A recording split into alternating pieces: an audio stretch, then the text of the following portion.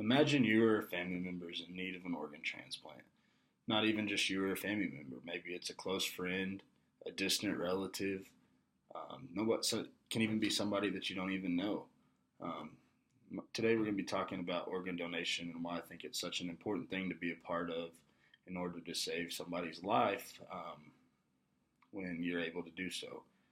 Um, Organ donation gives people whose lives are failing or have been they've had organs removed themselves due to sickness, disease, failure of their original organs that they were born with. Um, it gives them a chance to have a life-saving opportunity. Um, Organ donors are a necessity in the medical field due to the fact that there are so many things that must match up between a recipient and their donor. We'll get into that a little bit later on, but they're just a huge necessity, especially when we look at the number side of things on how many people need donations versus how many people are recipients versus how many people are donors. Let's look at the factual evidence that backs up my claims on why I believe everybody should be an organ donor or part of an organ donation service. Um, so you might be asking, what is organ donation specifically? Organ donation is the donation of biological tissue or an organ of the human body. Um, it can be from a living or dead person. Originally, when I first thought about this topic, the only thing I thought was from a dead person, whether it be vehicle accident, accidental death, sudden death when they're in the hospital. Um, but it was quite the opposite when I actually began to look at it. Nearly 6,000 living donations take place each year. I got this number from organdonor.gov, which is a organization online that gives you the factual evidence. And if you're skeptical about donating organs, it gives you the evidence and the facts and the numbers that you need to be able to make a decision on how you want to do that. Most living donations do come from a family member or a very close friend. The family member side coming from the fact that there's DNA that is similar, conditions that are based on genes are similar, so they're better set to donate if they're a living donor from a family member. Um, about 4 out of every 10 organ donations or transplantations come from a living family member or friend. Um, Organ donation and transplantation saves roughly 28,000 lives per year. Also got that from organdonor.gov.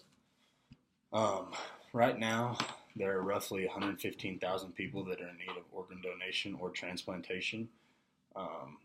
That comes from www.donatelife.net. It's another website that gives you the ability to look into who needs what organs, or it gives you more numbers of how many people need organ donations versus the donors. Most people who need organ donation or transplantation to continue living wait anywhere from a few months to years in order to find an eligible donor. The difference in the time gap can be from if they happen to match up right when they realize they need an organ donation and nobody else has been on the list that matches with the donor, they're able to get that donation or transplantation a lot quicker. According to WebMD, which was another one of my sources for this speech, anyone can become an organ donor. I'm not going to say it can be little kids, but anyone under 18 must have parental permission to do so. But if you're 16, 17 years old and your father was in need of a lung, for instance, you would need permission to do that. But there's a better chance that you match up with being able to be a donor in that situation because of the being the family member and sharing DNA.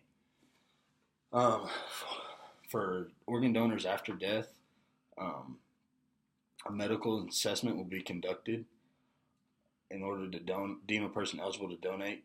I'm sorry, not after death, but a live donor they'll go through a medical assessment to deem them eligible or ineligible. having a condition such as cancer, kidney disease, heart disease, HIV, or diabetes will deem a person ineligible to donate. I got that from WebMD as well. Um, Dead donors. So if there's a vehicular accident and that person's pronounced dead on scene, first responders realize that they're an organ donor. They'll be placed on immediate life support in order to preserve those organs and the tissues to be used as donatable organs or tissues. Um, for living donations, so if you're eligible to donate to someone, you'll be evaluated by a transplant center to see if everything matches up correctly. Um, Generally, living donors should be in good physical condition between the ages of 18 to 60 and not have any of the above conditions like um, kidney disease, heart disease, HIV, cancer. Um, Both living and dead donors have organs that are able to be donated and to a person in need. Kidneys, heart, liver, pancreas, intestines, or lungs, those are the physical organs that can be donated. But there are also other organs and more so tissue, which is skin, bone, and bone marrow can be donated as well. So you don't have to just, organ donation is not specifically for internal organs. Um, I got Medline Plus was another one of my sources where I figured out what could be used as a donatable organ or tissue. In conclusion, organ donation is a necessity because of everything that has to match up with the donor and the recipient. Um, there are many necessary screenings, tests that a donor must go through to be deemed eligible. Um, the process for organ donation takes time, so it's necessary for there to be many donors in order to speed up the process to match up with the recipient. Um, and like I said at the end, although many people think organ donation is the kidney, heart, lungs, pancreas, intestines, things like that, you can also be a donor of skin, bone, or bone marrow, and you're able to continue to live on your life if you donate those things more easily than if you're able to if you'd have to donate a heart if you died or something like that. Thanks for listening. Hopefully after this you'll give some serious thought to becoming an organ donor.